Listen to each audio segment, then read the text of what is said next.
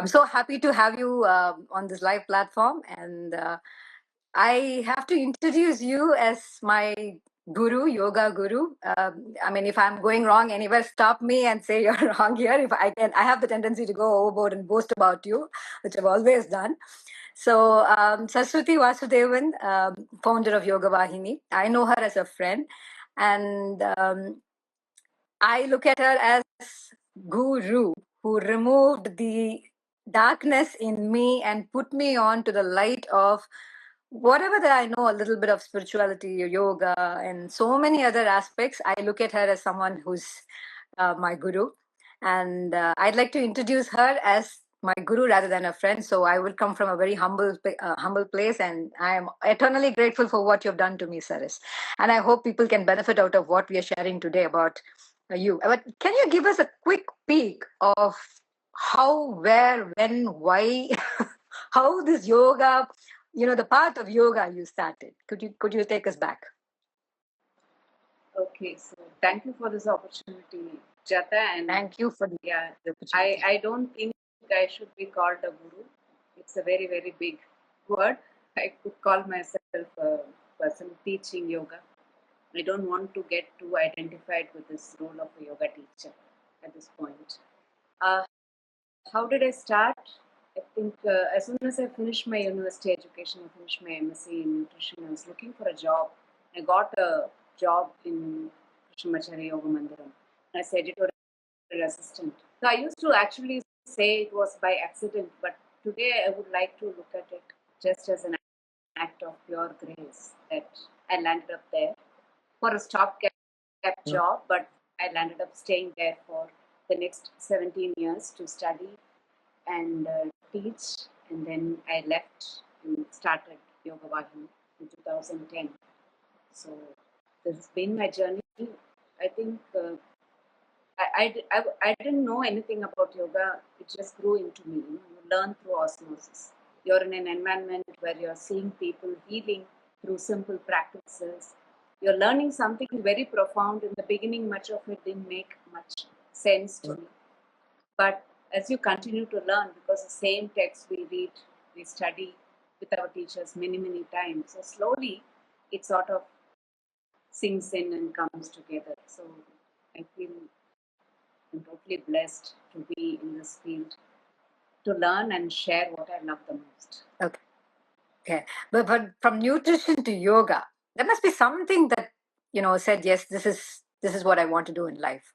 What was that? I don't know. I just got in for a job. I needed a job, and they said, okay, you have to learn yoga because you can't write or edit any articles on yoga without knowing what it is. Then I started studying. I did my diploma. I started teaching. So, the beginning, I didn't really have much interest or inclination towards it, I should say. But it just took over. Well, but Saras, you've been very humble in saying this, but you are like this authority body. Let's say, for example, if you don't like to be called guru, I'm not doing that, but you are this authority body of yoga for me, because anybody says anything, I'd like to, refer to you quickly and ask, no, Saras said this, So that is the kind of impact you had on me. So I think that definitely comes from the kind of time and effort and passion that you put into the subject, and you radiate that, you put it out for us as well to start it somewhere. So I'm going to ask like a kindergarten kid some basic questions, okay? So according to, I mean, like, let's say, what is yoga? There are different types, there are so many schools of yoga, and we don't know, as people who want to just start somewhere, who has no idea about yoga. I've heard, I want to start, that is my passion and all that, or I want to do something in that area. I do not know where to start. Could you help us? So what is yoga? Just this question I can spend about 15-20 hours talking about, because there are so many different meanings and definitions of yoga. But in a very simple way, if we want to look at it, say all of us want to be happy. We don't want to suffer. But happiness and sorrow is part of our life. Sooner or later, we are going to understand that it will come and go. We can't be all the time happy.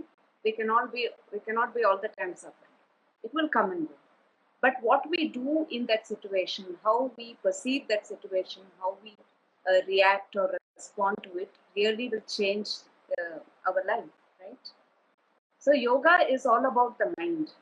How you use this mind, which is my instrument, to perceive my reality. So if I clean this instrument, if I steady the mind, a steady and clear mind will help me perceive my reality closer to what it is. Then my actions can come from that clarity. I can act more appropriately, and through that I can reduce my suffering. So yoga tells you, uh, I, I want to look at yoga as a psychology system rather than a philosophy. Somehow it has been relegated into a philosophical system. Psychology means it helps me study myself. So in a very simple way, I would say yoga is like a mirror. Okay. So I want to look at asana. Asana is like a mirror for me to look at my body. How is my neck? How is my back? How is my digestion? How is my breath? Right? How are the different systems working?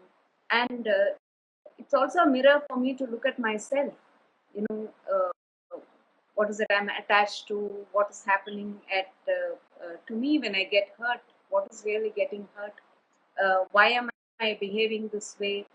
What are the memories I'm holding? What is helping? What is not helping? How can I be a better person? So, how do I live in this world and try to be the best person I can be? And yoga helps me for that. So you're saying it's about the mind. So you begin with the mind, and you were able to understand how you relate to life, and so that there's this awareness in you that you start to work on, and that's through yoga. Yoga is the kind of like a process or something that gives you that Yeah, we perspective. can't begin with the mind, right? Mind is very, very subtle.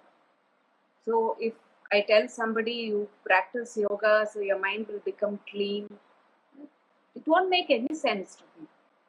So you start with asana, take care of your body, develop a deeper connection with your body, and the body and mind in yoga is not separate.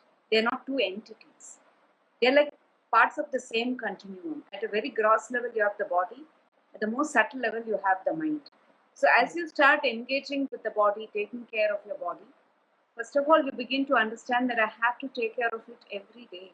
I have to clean the body, not only outside, inside. I have to really keep it reasonably healthy so that my health doesn't become a big obstacle on the path. Then I start going deeper and deeper. So it's a spiritual path.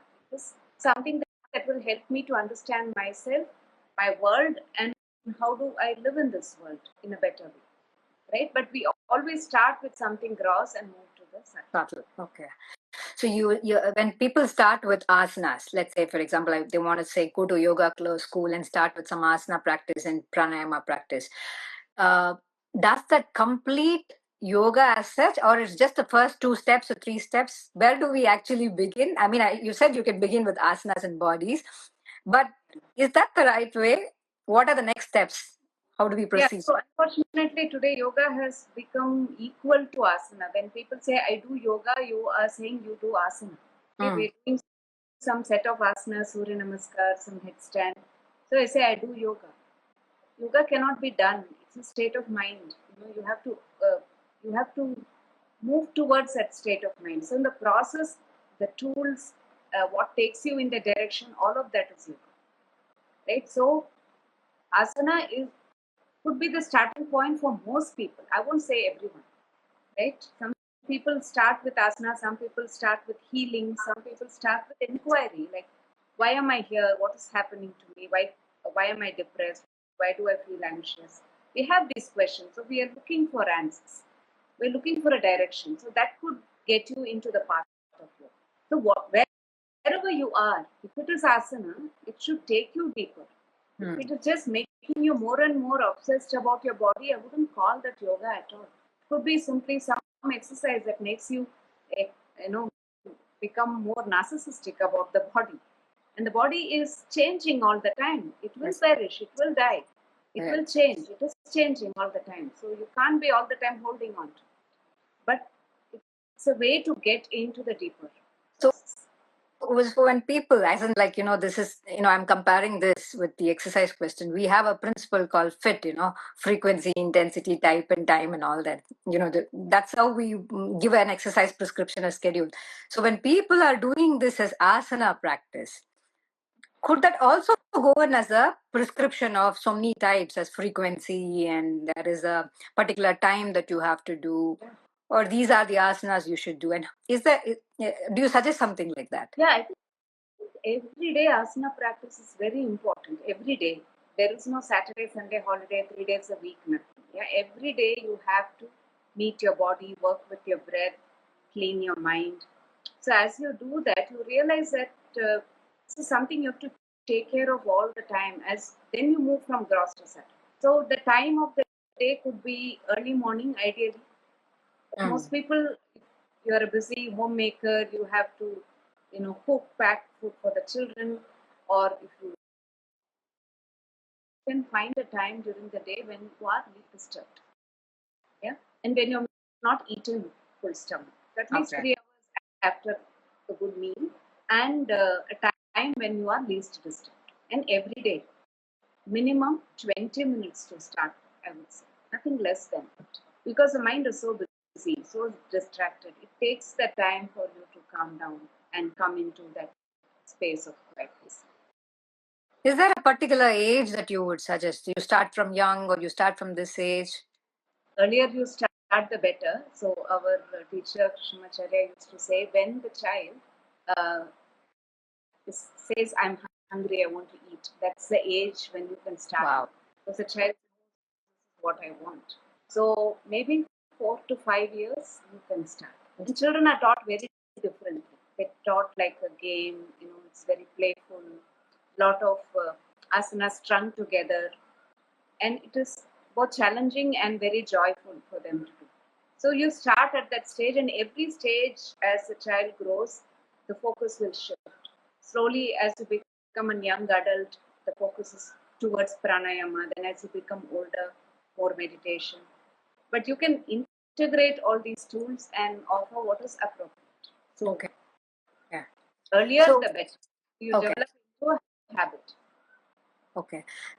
So, because when you said meditation, again, over a course of time, like when they start with asana and pranayama practice, and then you get there.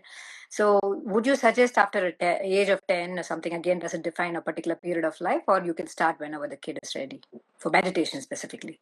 Yeah, so traditionally, our teacher used to say the first meditation that is taught to children is like the sun worship, right? Sandhyavan. So you're taught in a very active form. So you're taught to connect to the sun, okay, through certain chanting, through certain gestures. So it is a meditative process. Mm. So you can start even looking at asana as a meditative. You have to be fully focused to stand in a Bhagirathasana, for example, in one leg and chant a long mantra or something. Right? So meditation is yoga. Okay? Dhyanam is another word for yoga. It's a synonym of yoga. Okay. It's not separate from yoga. So the whole idea of all practice of yoga is to develop a meditative mind, a quiet, clear, steady mind. Okay. That sounds interesting. Now, what is the difference between yoga practice and yoga therapy? I mean, because we keep hearing that word again and again, saying yoga therapy. So, what's the basic difference? So yoga therapy and just a regular yoga practice for healthy people is slightly different. So the healthy practice is called Rakshanakrama for adults. So you protect and you prevent problems. So you protect the body, protect your mind, and also learn how to prevent future problems. Okay, that is a preventive care practice.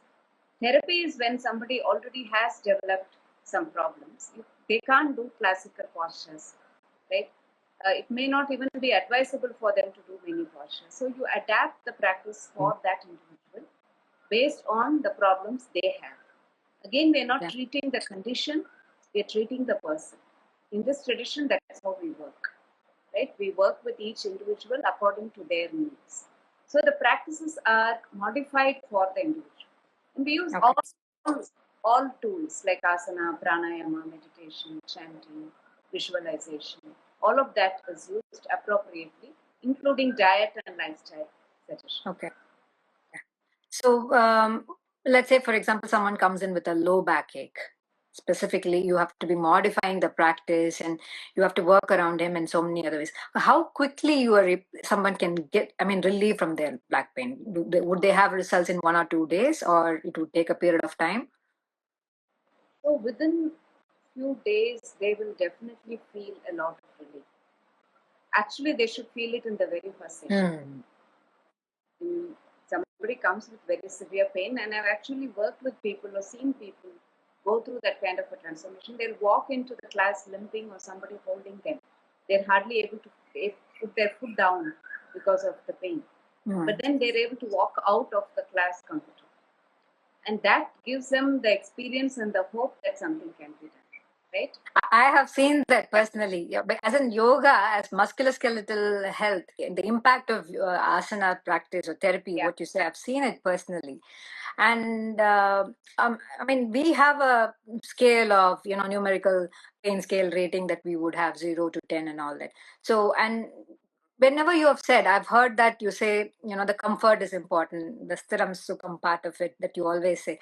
Now, somebody who does yoga as a yoga teacher and practices as therapist, is there a difference between them? How do we identify the right person to go to professional specifically, if you have to do?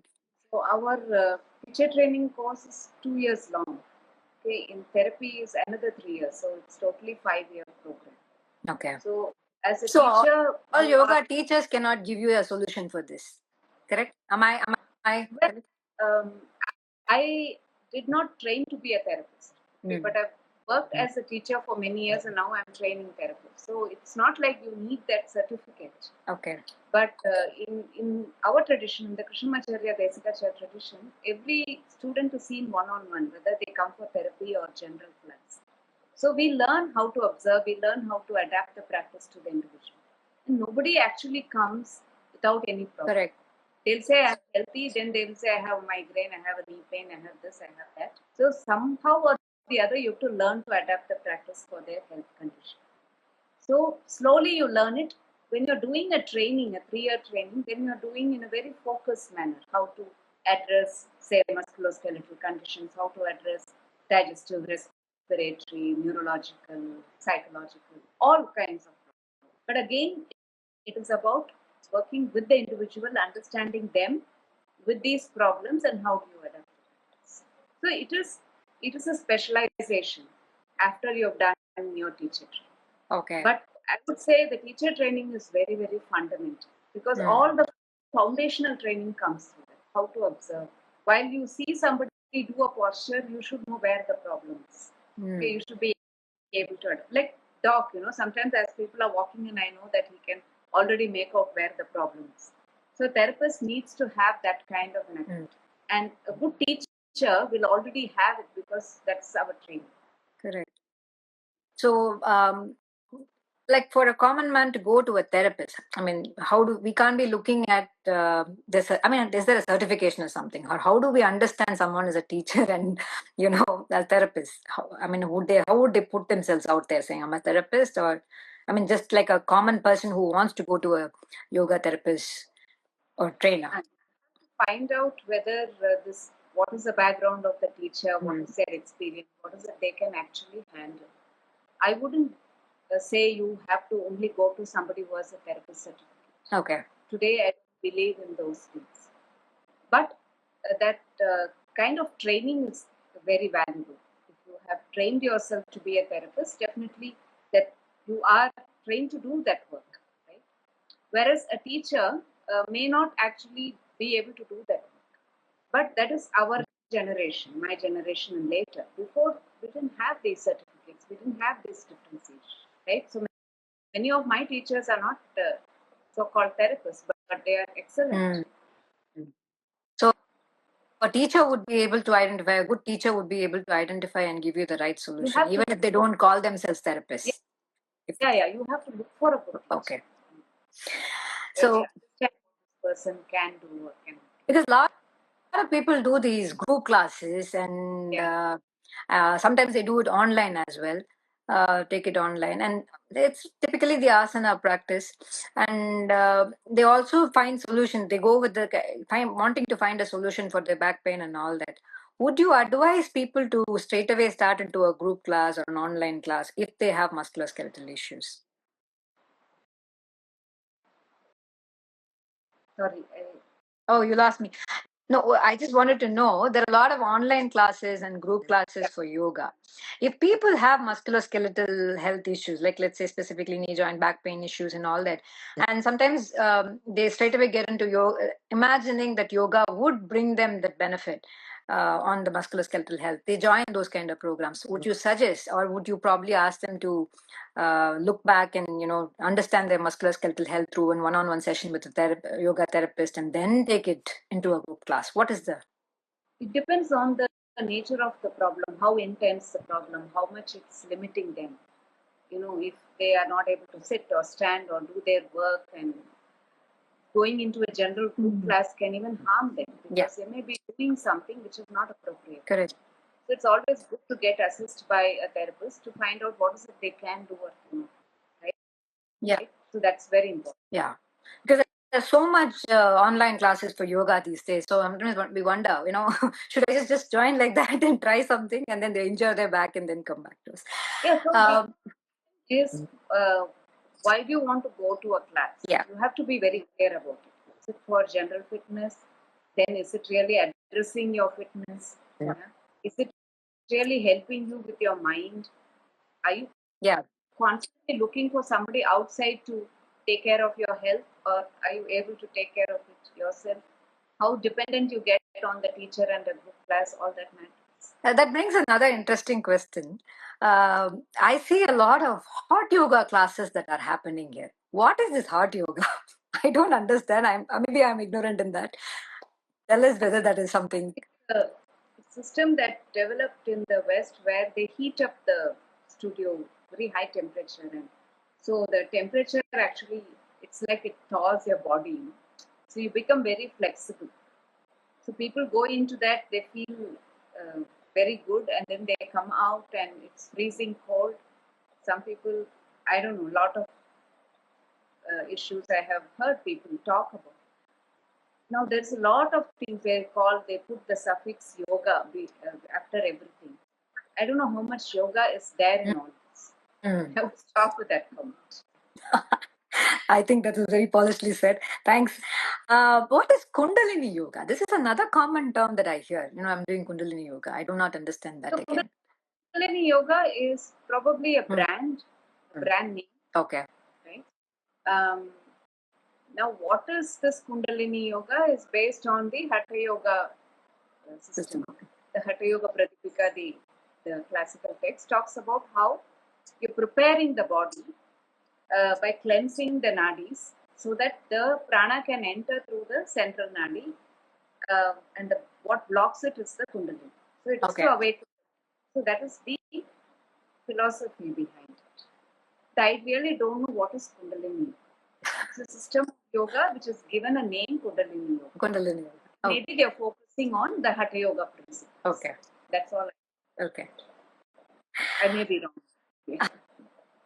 No, I think you know more than any one of us. I am wanting to listen to you because one more question that I have is like, we know this hormonal health is becoming very, people take different aspects towards it. Even for you, they start using yoga to work on their hormones. Do you see effects of yoga asanas or yoga practices on hormone health? Definitely.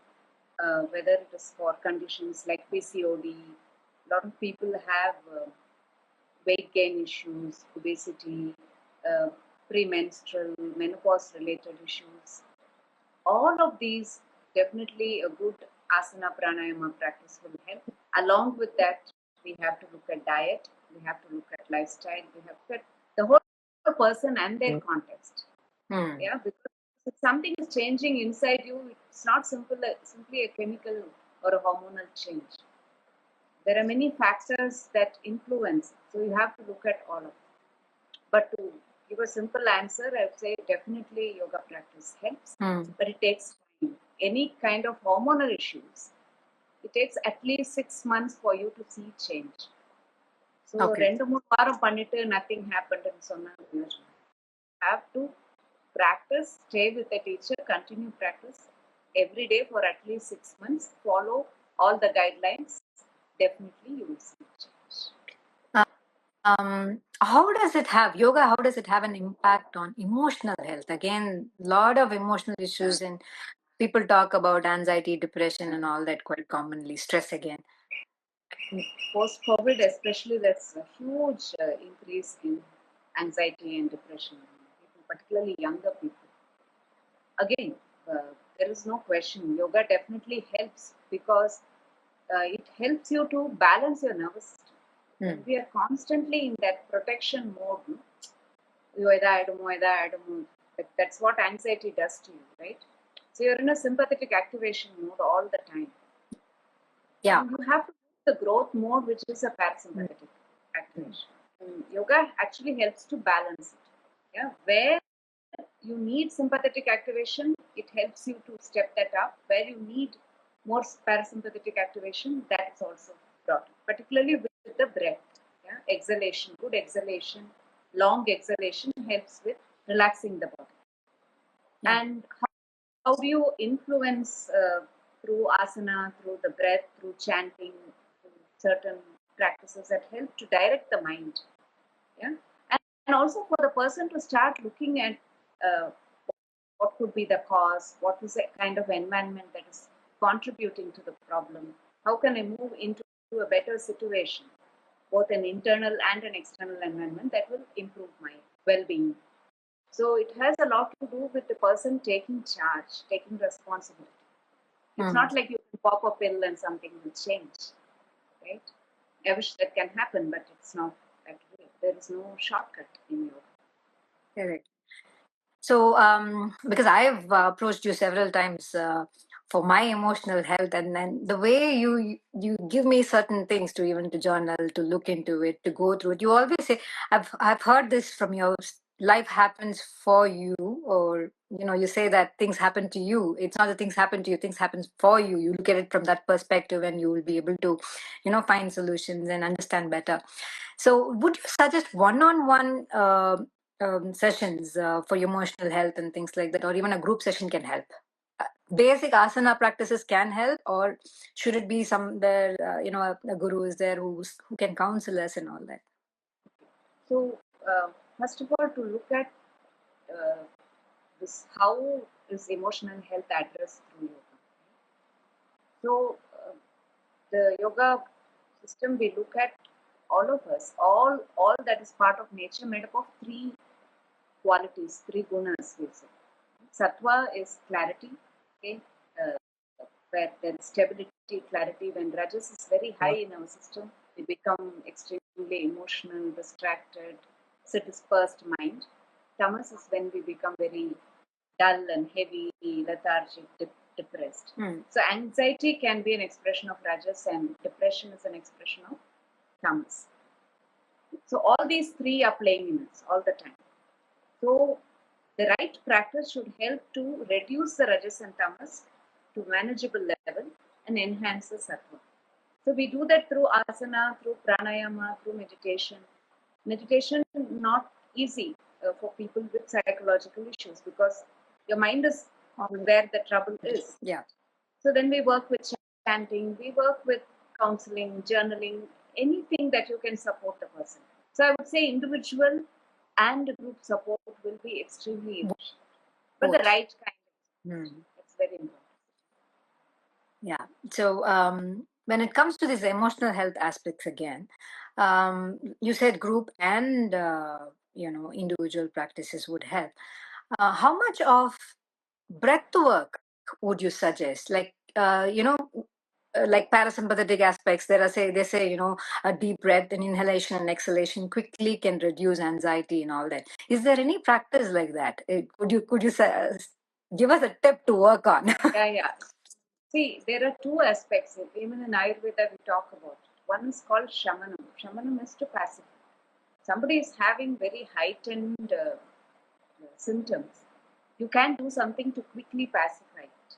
So it could be a simple breathing practice or some chanting, or somebody doing something, just sitting with you and being quiet with you. That can pacify. But it's only pacifying. It is not addressing the root cause. Right? Yeah.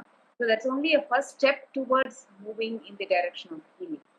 You think every time when a problem comes, I will do that, it is not going to work all the time. It is like, in Sanskrit we say, Yuddha Kale Shastrabhyas. When war comes, that time you can't go and practice weaponry. You should know how to use it. So when war comes, you know how to use it. Yeah. So the practice is very important, and breathing is fundamental.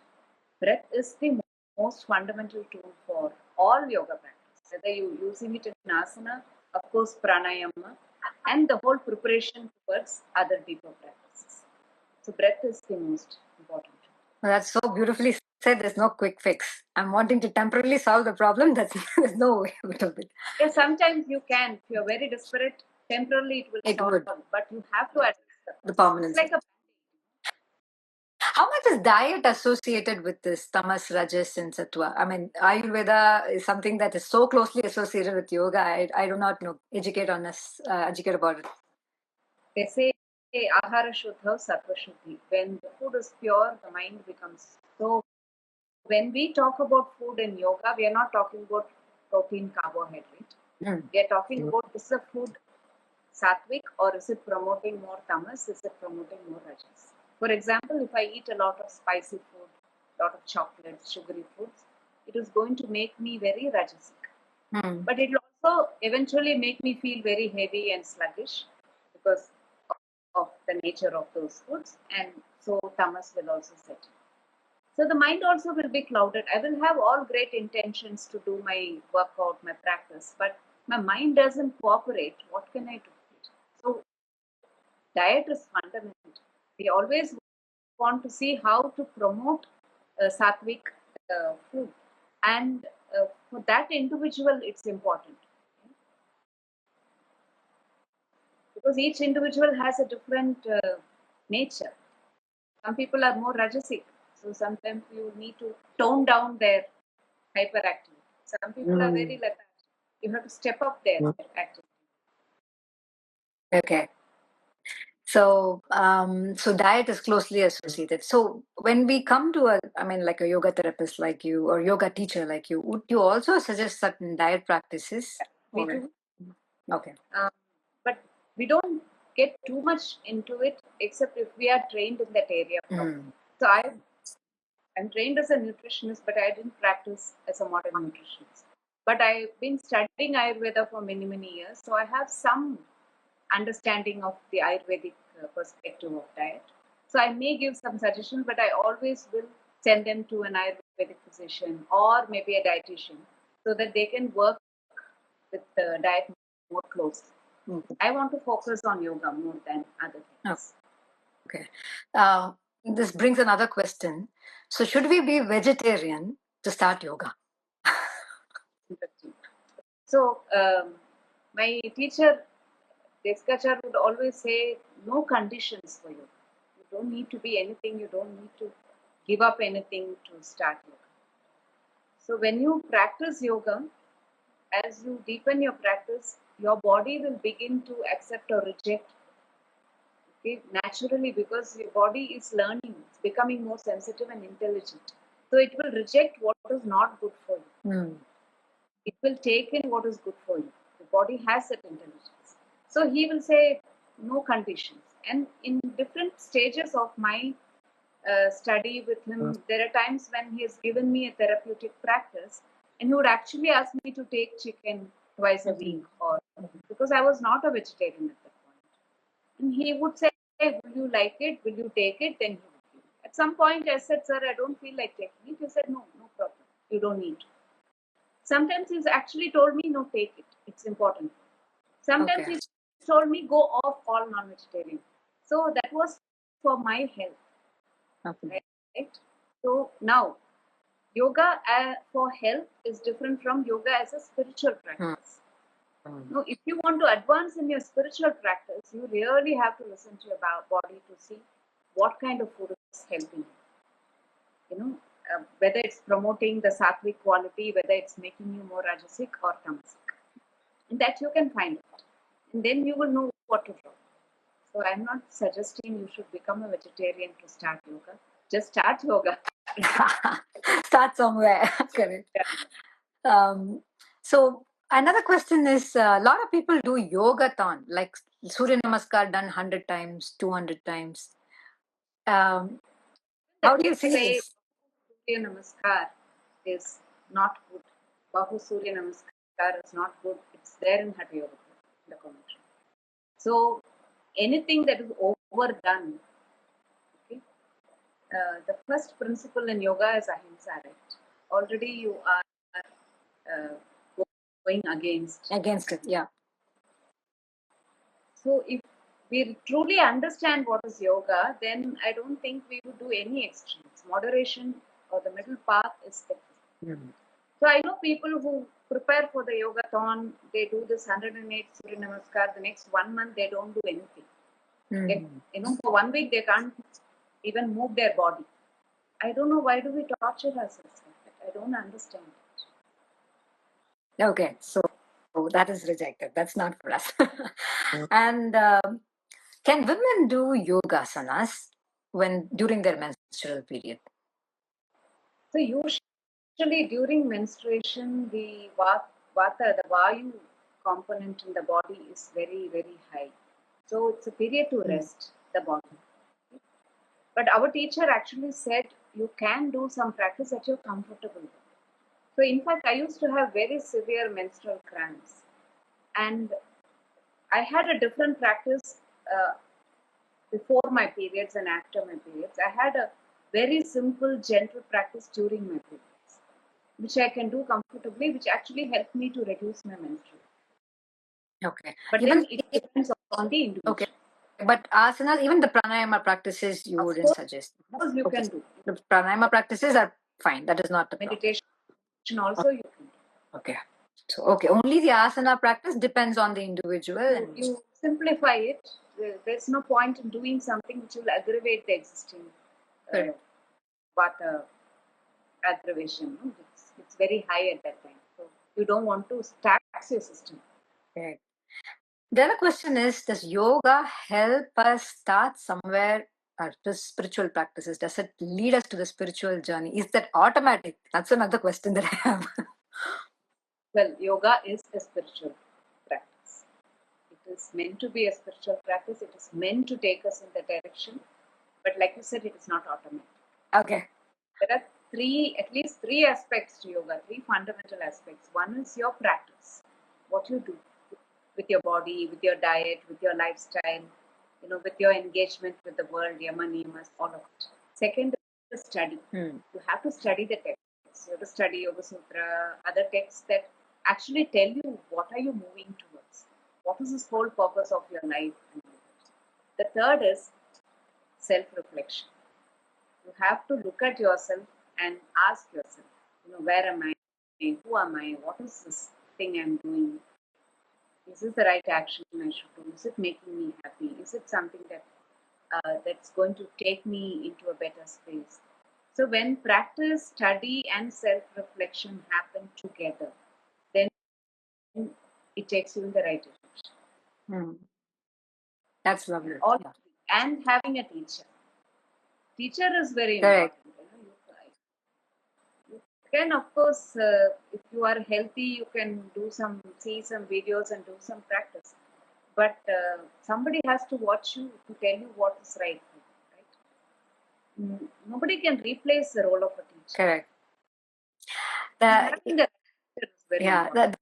That reminds me of how I met you, because that morning there was just weird thought that came, I should start learning yoga from somebody, look at a yoga teacher and all that.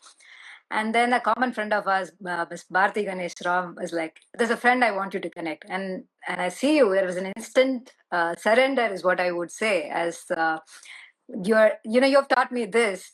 Atha Yoga Anuशाsanam. When the student is ready, the teacher appears. So I think I was ready and I saw the teacher, and teacher is in 100% I mean, as a guru is important. So I understand what you say. That makes a lot of, I mean, that was a quick information that I wanted to pass it on in the beginning itself.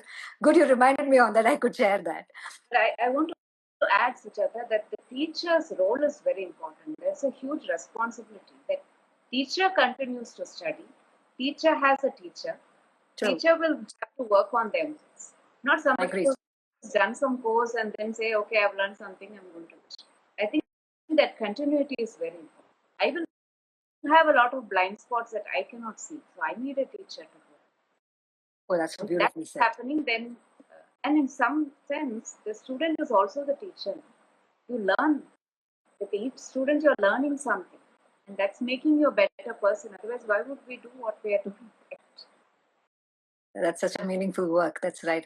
Now, again, because this connects me to YogaVahini and the kind of courses, all that you run, and I've benefited out of that because I joined the first personal development program that YogaVahini started. And I tell you the impact that it had on me, the kind of awareness that I could develop in so many things, and took up responsibility for my emotions. A lot of people lack that emotional intelligence and the awareness that we could build on. So I think that course gave me so much that I'm eternally grateful. Could you tell us what are all the programs that YogaVahini is running? I want everybody to listen to it, and anybody who wants to join, they should make use of this opportunity. So please brief us on that. The Yoga Sadhana, what you studied, no? I think you were the first batch. So that still remains my most favorite program because it's for anybody. You are an absolute beginner or you have been practicing yoga for 20 years, you've been teaching your therapist. Anybody can come into a Yoga Sadhana program because it helps you to come back to yourself. It's for you to look at yourself, understand your practice, go deeper into your health. And so that is a program we offer now in two formats. We offer a 3-week, like a 21-day online program, and then we offer a 6-day live retreat. So that's something that is ongoing. We have one in June and one in September online. We have a live session, live retreat in November. Then we've been doing teacher training and yoga therapy training for many years now. A teacher training program, so we have two levels, a 1-year 200-hour program, then a 2-year 500-hour program.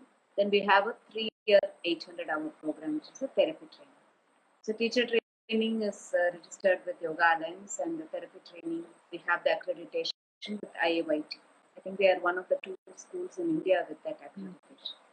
So it's a very, very rigorous program. Unfortunately, today a lot of people come directly and want to become teachers. So we tell them you have to do Yoga Sadhana.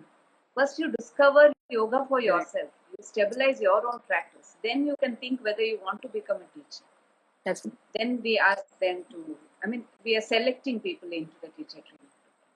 So that is what we offer. We also do a lot of study workshops. So recently I did one workshop for teachers and therapists on asana, how to modify, how to observe and modify. And all that. So we do on different texts like Bhagavad Gita, Yoga Sutra. We also offer pranayama workshops, Ayurveda workshops. So we do many different allied workshops, both for the lay public and for teachers and for therapists. Okay. So it's more like a refresher. They can always come back and study. Like, let's say, for example, a health professional, a trainer or a physiotherapist or medical doctors who are interested in yoga. I mean, the current programs that you're running, is that good enough for them as well? Or this is going to be something separate? You're going to have something more to them, like a workshop or another certification or anything? Do you run anything else specifically for health professionals alone? Yeah, health professionals, it depends on what they want and how much time they have. Because people are so busy. Most of the time it will be like, I want to also know yoga. It wouldn't come from a space where I'm wanting to practice, but they would want to know the idea behind yoga and suggest. Yeah. So I come from that space to say whether yoga could be suggested for a patient of theirs. Yeah, anything from a 2-hour workshop, just to give them a glimpse and a taste of what yoga is. If the seed is there, it will sprout. They feel it has touched something within them and they feel, oh, I want more of that, then they will follow it. So I would say start with a 2-hour workshop and maybe find a teacher and start practice. So I have many people who are doctors, who come for their own practice and they feel so inspired that now they want to become a teacher. They say, like, if I can bring this along with my medical practice for my patients, that will be great. If I can teach them some good breathing or help them reduce their pain through some simple asana, I want to be able to do that. But that is very rare because it's like you have to put in a lot of time and effort to learn a new system. Yeah. Right? Yeah. So The only reason why I was asking is this anatomy physiology background that the health professionals would have.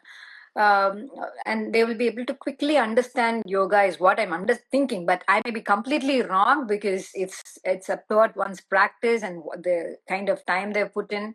So it makes a lot of difference. I just wanted to ask that question because most of them think it's easy. That's not it is, isn't it? So because anatomy, physiology definitely we have to understand because majority of people only understand the modern medical system and the terminologies and process. Whereas yoga works based on mostly Ayurveda and Sankhya.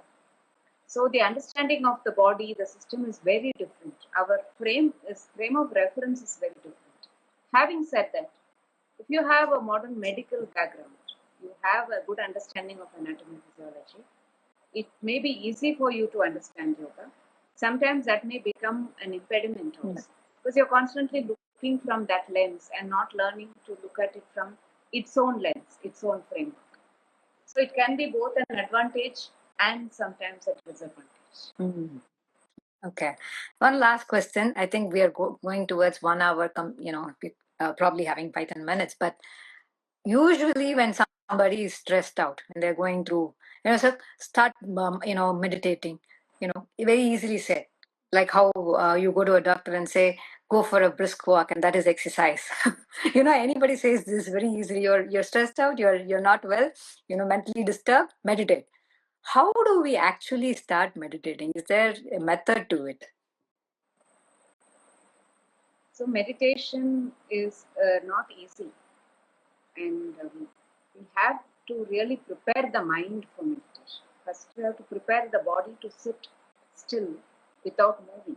Right? Only when you still the body can you even actually quieten the mind.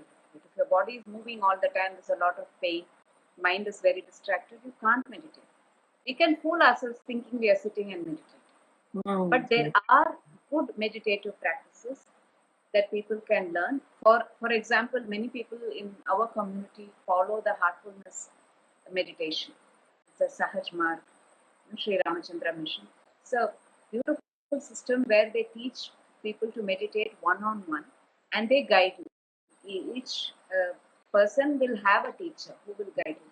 And I find that their practice very beautiful, very simple, very straightforward.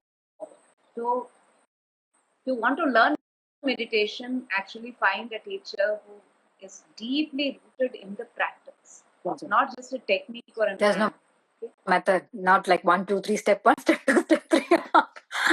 You can experiment with all that. Yeah. I think everybody needs to experiment and explore with all that. Correct. It's like a supermarket, okay? But you will only land up with some indigestion because you don't know finally what to follow. Rather, just find one system, one teacher, go and follow. The most important thing, Sujatha, is to practice. People think if I just go learn some technique, I will be fine. But you have to practice it every day. Only then you will see the change.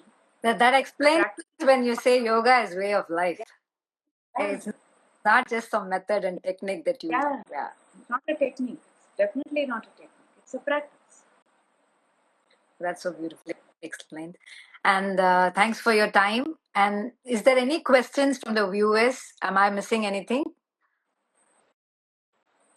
Well, yoga is such an intense subject. Not many people have. I had one question from one of the, Instagram profile. I think I have to go back to this. Give me a second. I have one question that I have to answer. I mean, I have to put that question out.